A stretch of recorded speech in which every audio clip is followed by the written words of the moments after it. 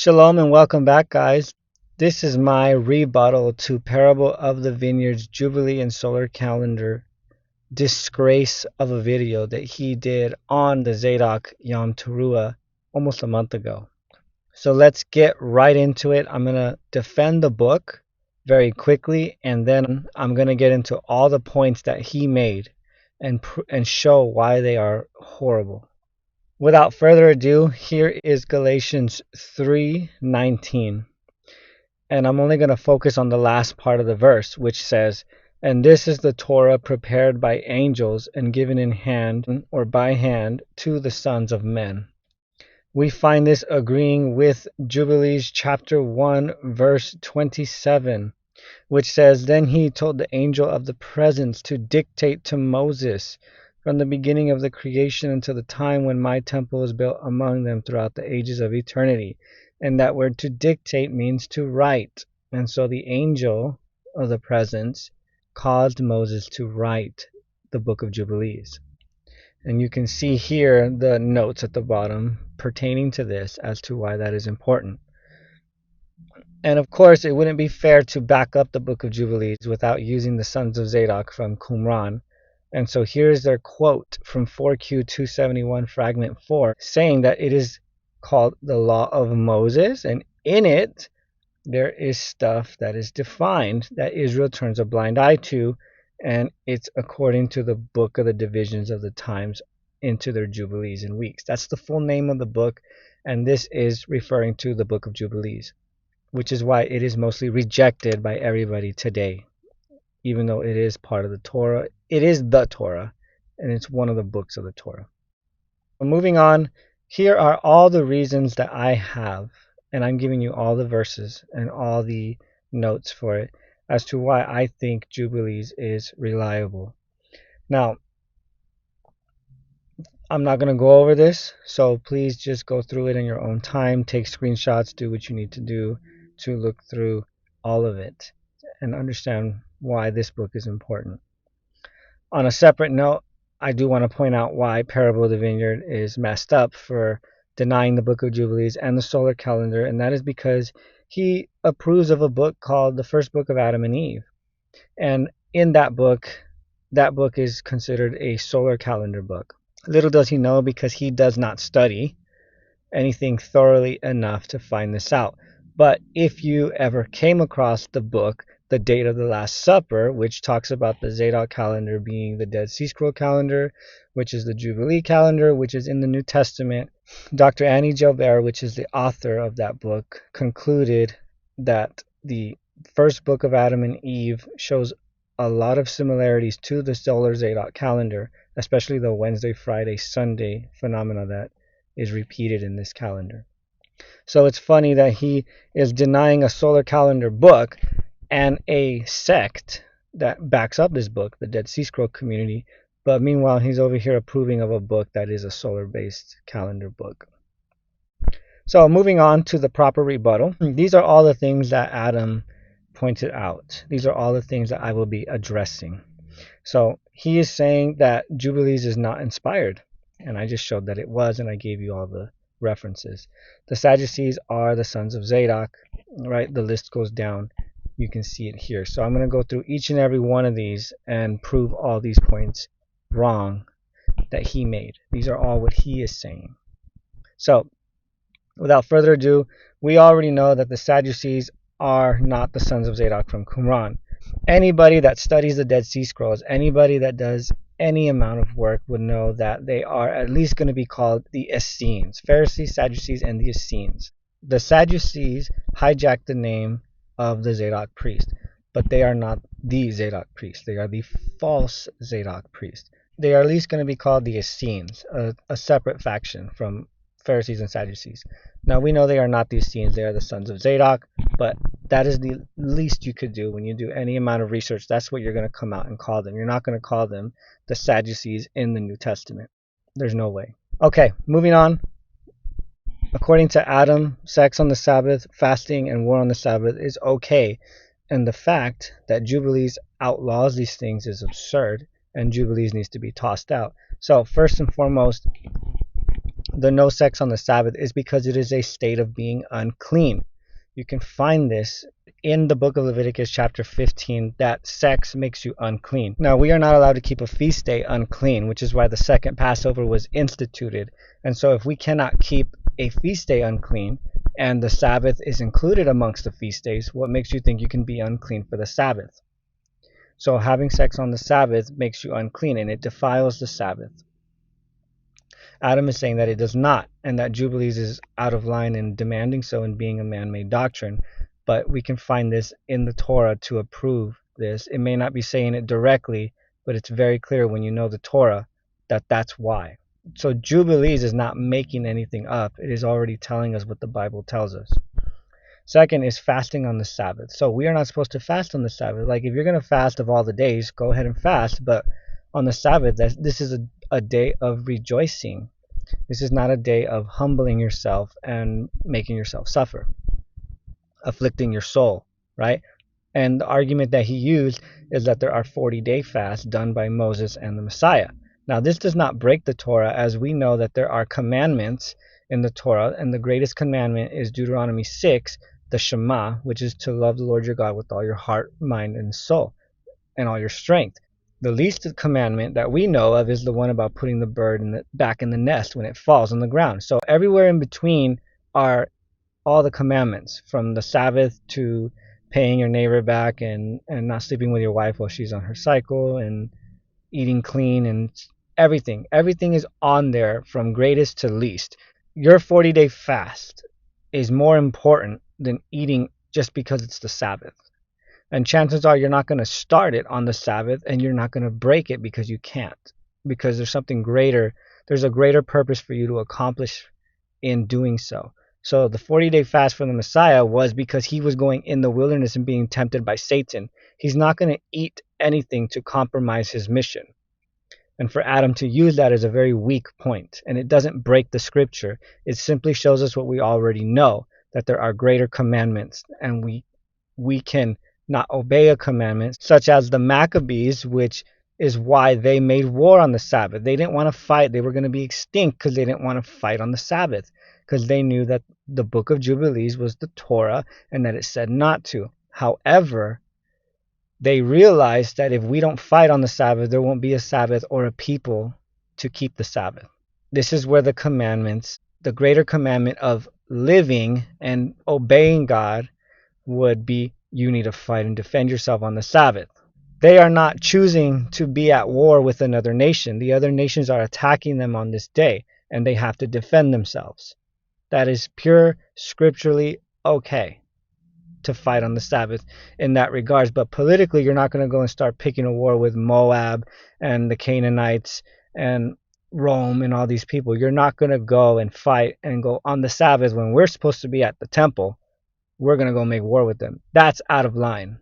Defending yourself when they attack you on the Sabbath is not out of line. So for him to use that is a very weak argument. And I don't understand why he did it. He just did it to do a cheap shot. But nobody is correcting him on his reasoning for doing that, which makes no sense.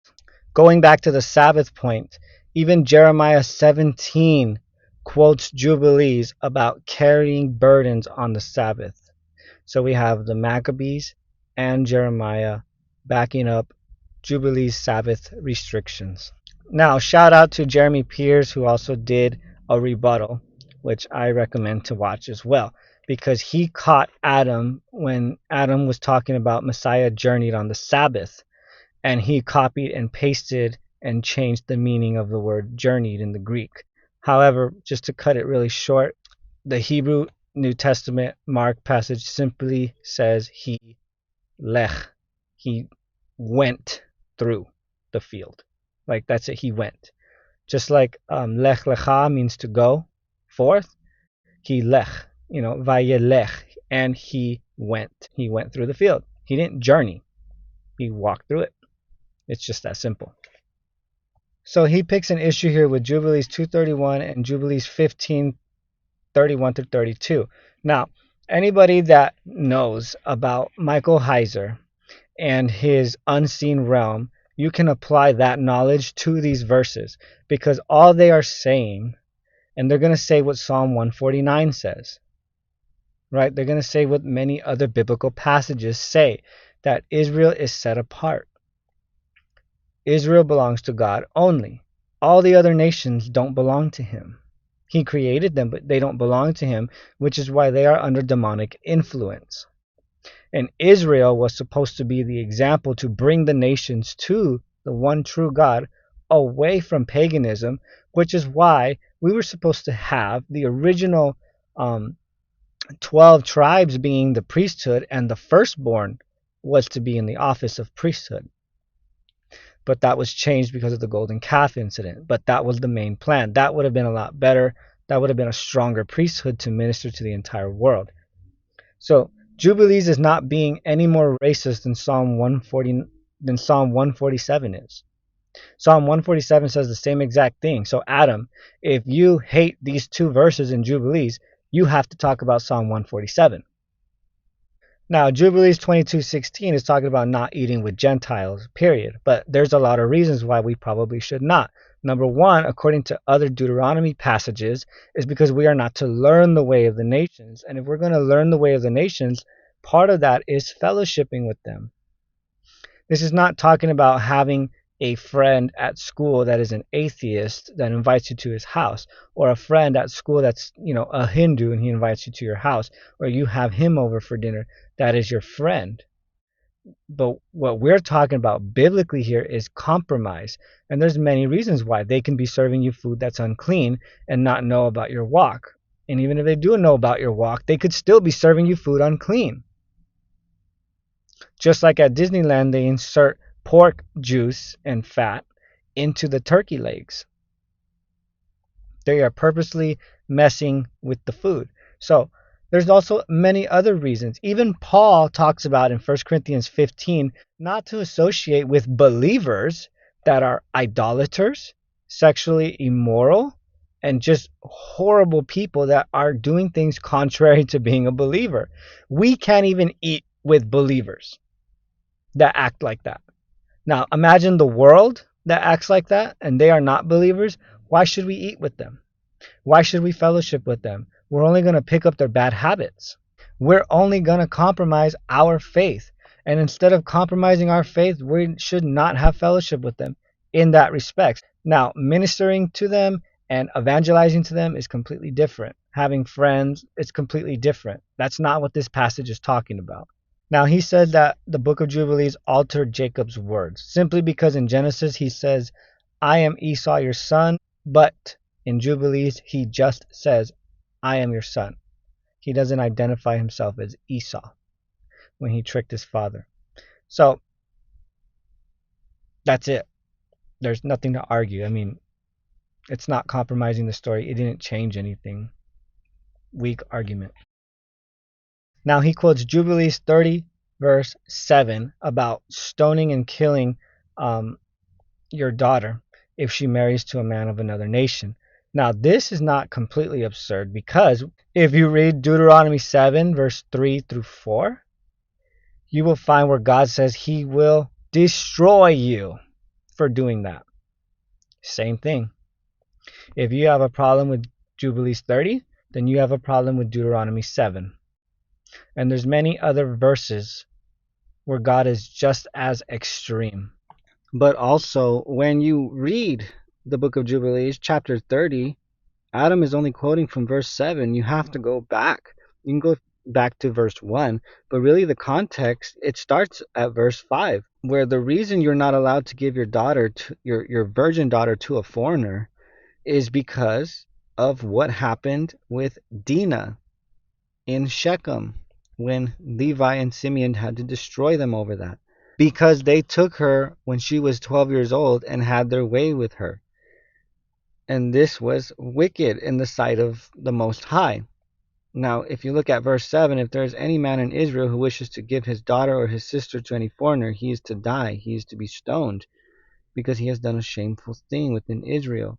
Is this not what Lot also tried to do and give his virgin daughters over to Sodom and Gomorrah? That wasn't right for him to do, but his example is in there, and so this is speaking out against that.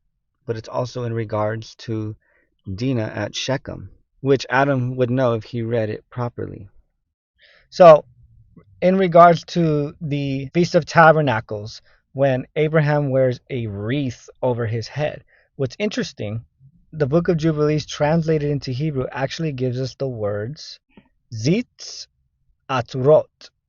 Zitz meaning flowers, plates, or blossoms. It's H6731, and it's used in regards to priestly garments and the mitre on their head, the blossoms on the bottom of the high priest that he was to wear to identify him as the high priest. And atrot simply means crowns. So we are to wear zitz crowns. So flower crowns, blossom crowns, plated crowns. There's nothing wrong with that. This is not the same as a wreath. And we could even argue for the fact that the wreath, Christmas, Greek way of wearing a wreath around your head was possibly hijacked from the Hebrews. I know RST&E makes that argument, but I'm just going to go ahead and say they're zitz crowns. That's it. Period. Adam argued in his video that indecency, which Jubilees prohibits, is actually allowed simply because Isaiah walked around naked among the people, because God told him to do so. Now, this is not contrary to the Torah if there's a commandment about not being indecent in public. Okay? Again, what serves the greater purpose? Do you really think that a commandment telling you not to be indecent as a people is a man-made doctrine that needs to be thrown out because Isaiah did it? So you want your wife walking around in your neighborhood with no clothes? That's indecency. Matter of fact, Leviticus 18 would talk about not uncovering the nakedness of another person's wife, your own sister, your mother, and so on. So why would this be against the Torah to be dressed up and not just simply nude? We don't even like women in churches wearing tight dresses because it's inappropriate. They have to dress modestly. And so here we go. Again, why would God tell him to do that? It's not breaking the Torah. There's a greater purpose. It's probably to freak the people out. It's probably to get their attention, to listen to the words that he's about to prophesy about their coming destruction.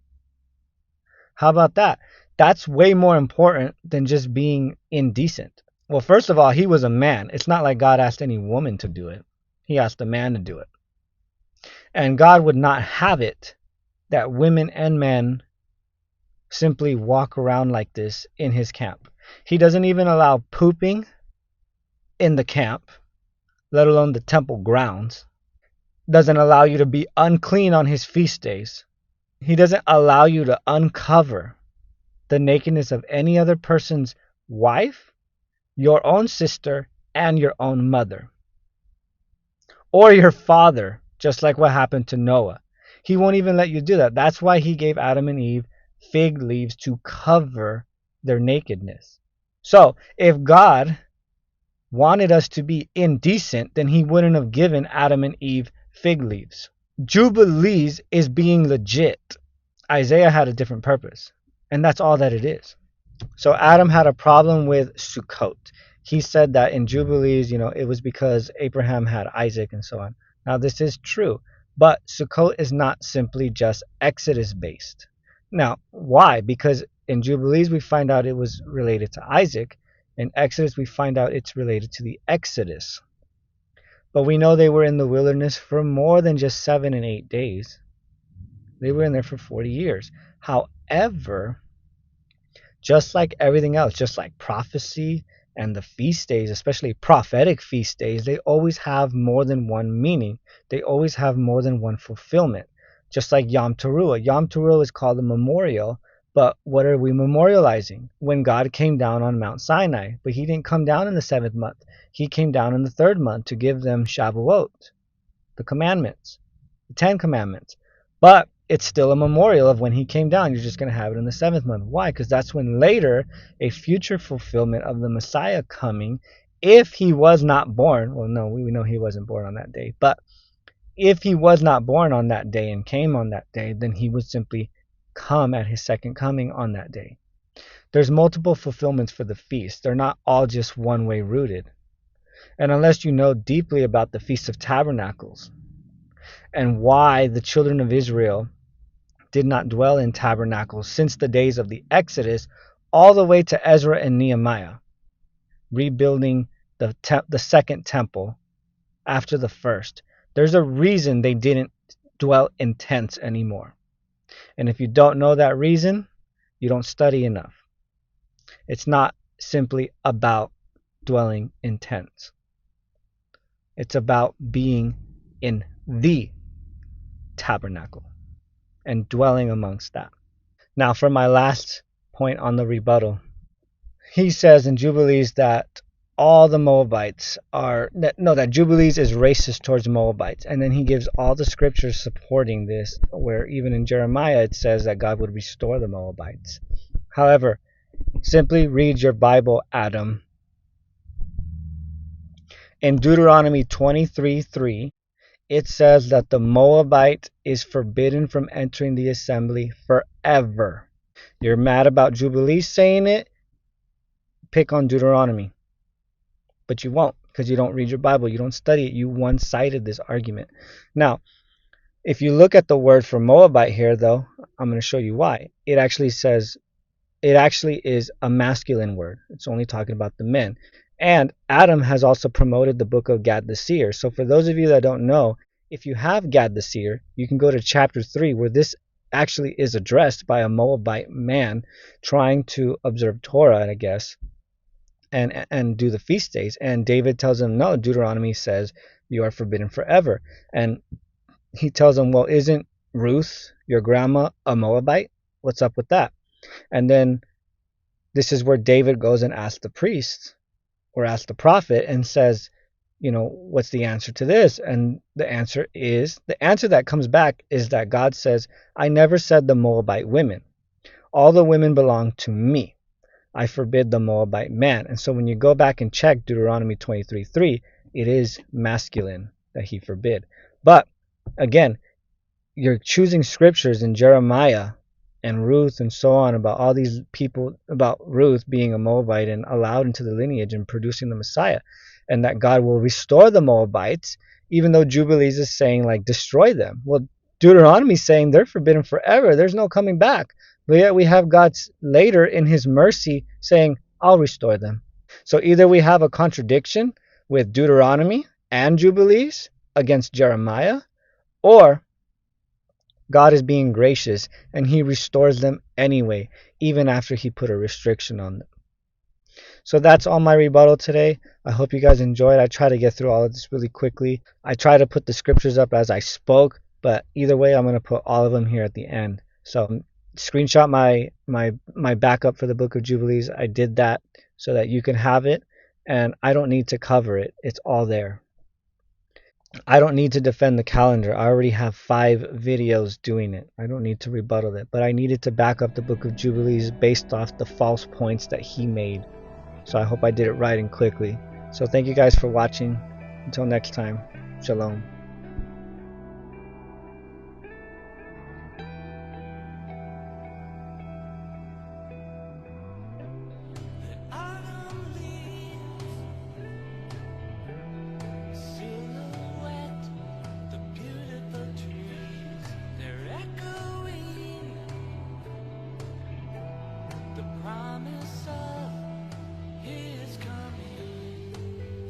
It's the day